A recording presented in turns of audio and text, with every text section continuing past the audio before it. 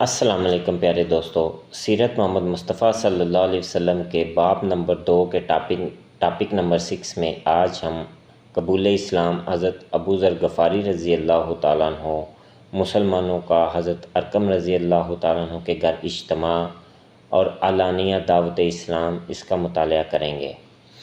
بسم اللہ الرحمن الرحیم۔ قبول اسلام حضرت ابو ذر غفاری رضی اللہ تعالیٰ عنہ۔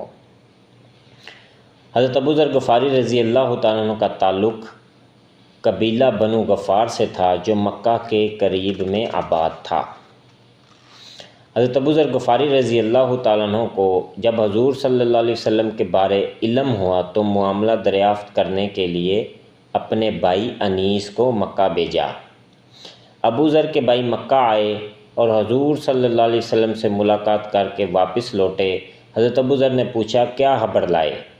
انیس نے کہا، جب میں مکہ پہنچا تو میں نے سنا کہ کوئی آپ صلی اللہ علیہ وسلم کو کاذب و ساحر کہتا ہے، کوئی کاہن و شاعر، مگر اللہ کی قسم نہ تو وہ ساحر ہیں، نہ شاعر اور نہ ہی کاہن۔ انیس خود بھی بہت بڑے شاعر تھے۔ انہوں نے کہا، میں نے کاہنوں اور شاعروں کا کلام سنا ہے، مگر جو آپ فرماتے ہیں وہ شعر نہیں، خدا کی قسم وہ بالکل سچے ہیں۔ اور یہ بھی کہا کہ میں نے اس شخص کو صرف خیر اور بھلائی کا حکم کرتے ہوئے، شر اور برائی سے منع کرتے ہوئے، عمدہ اور پاکیزہ اخلاق کا حکم دیتے ہوئے سنا۔ ان سے جو کلام سنا اس کا تعلق اشعار سے نہیں، مگر حضرت ابو ذر غفاری رضی اللہ تعالیٰ عنہ کو اس کی تسلی نہ ہوئی، اس لیے وہ خود مکہ روانہ ہوئے اور حضرت علی رضی اللہ تعالیٰ عنہ کے توسط سے حضور صلی اللہ علیہ وسلم کی بارگاہ میں حاضر ہوئے۔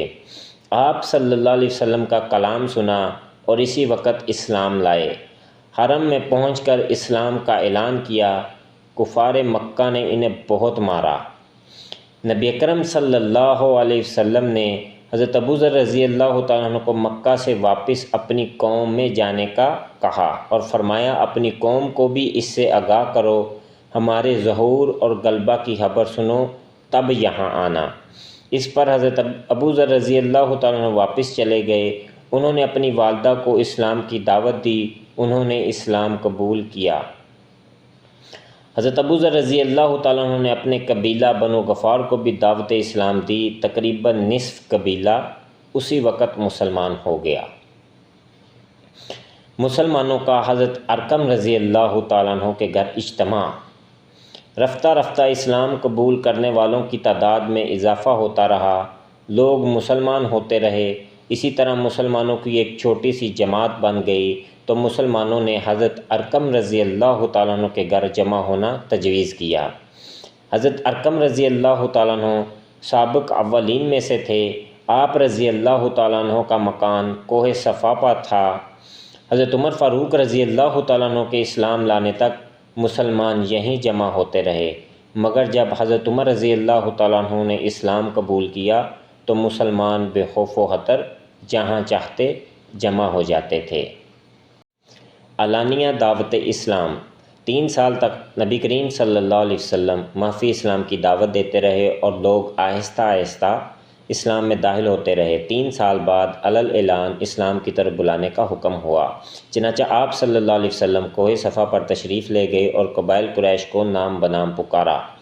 جب سب قبائل کے افراد جمع ہو گئے تو فرمایا، اگر میں تمہیں خبر دوں کہ پہاڑ کے پیچھے سے ایک لشکر تم پر حملہ کرنا چاہتا ہے تو کیا تم میری تصدیق کرو گے؟